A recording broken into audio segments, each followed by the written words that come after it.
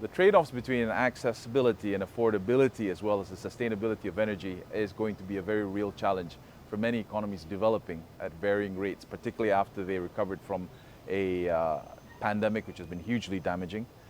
In the heart of ASEAN, where we are, 700 million people, all of them are growing and developing at varying maturities.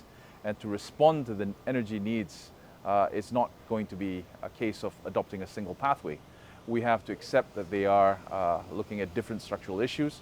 So policy frameworks, access to financing really has to adapt, and it has to adapt very quickly. There are some lower hanging fruits that the energy industry, in fact, could adopt. Methane reduction, avoidance of flaring, moving to a regime that it actively encourages zero flaring, even as we talk about viability and assessing feasibility of undertakings. So those things can already be readily adopted.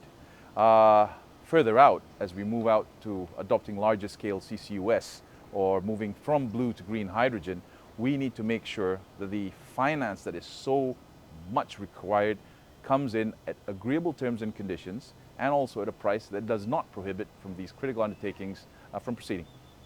There is a disconnect, I think, insofar as how finance is distributed. Financial institutions would want to see the additional cash flows and revenue generation that makes something economically viable.